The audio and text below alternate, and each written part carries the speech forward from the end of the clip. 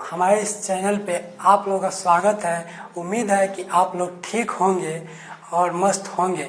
चलिए आज आप लोगों के बीच आपका बल्लू सर द उड़ान 9.0 के माध्यम से 10वीं क्लास की भौतिकी विज्ञान जो साइंस का एक पार्ट है इसके सिलेबस और इंट्रो क्लास के बीच आप लोग को बताएंगे ये हमारे बोर्ड एग्जाम के लिए कितना महत्वपूर्ण है।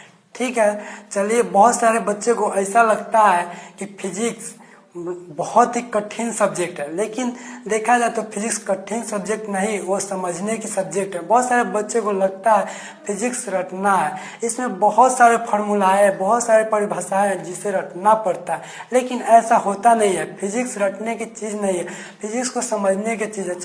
चलिए बच्चों, आप लोगों को इस द उड़ान 9.0 के माध्यम से बल्लू सर के साथ फिजिक्स को समझना सिखाएंगे, ना कि रटना। आज इंट्रो क्लास में आप लोगों को बताएंगे कि बिहार बोर्ड के लिए 10वीं क्लास की फिजिक्स का सिलेबस जो है बिहार बोर्ड के लिए कितना मोस्ट इम्पोर्टेंट है, साथ ही बोर्ड के एग्जामों में इन चैप्टरों से कितना महत्वपूर्ण क्वेश्चन आती है। ठीक है, टॉपिक का नेम है इंट्रोडक्शन क्लास। इंट्रोडक्शन क्लास कहने का मतलब है कि आज इस क्लास में सिर्फ फिजिक्स का परिचय का बात करेंगे और चैप्टर के बारे में जानेंगे, कौन चैप्टर से कौन से क्वेश्चन आता है, क्या पढ़ना है। ठीक है, फिजिक्स में मुख्य रूप से 5 चैप्टर है। ठीक है, पहला चैप्टर है प्रकाश का परावर्तन तथा अपवर्तन।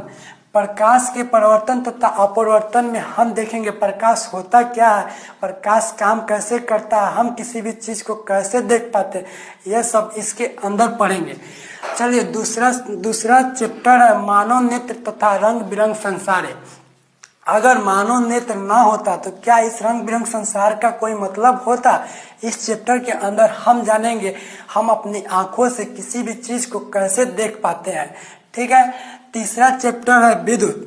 इस चैप्टर के अंदर हम जानेंगे विद्युत होता क्या है, हमारे घरों में जो विद्युत आता है वो कैसे आता है।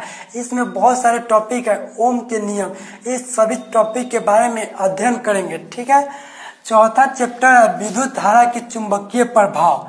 विद्युत धारा के चुंबकीय प्रभाव करने का मतलब है विद्युत के अंदर जो चुंबक का प्रभाव होता है उन सभी बातों को जानेंगे। चुंबक क्या होता है, विद्युत में चुंबकीय प्रभाव क्या होता है, ओम्स लॉ क्या होता है, इस सभी बातों को आसानी रूप से इस फिजिक्स के चौथे चैप्टर में समझेंगे। अंतिम और लास्ट चैप्टर है ऊर्जा के स्रोत।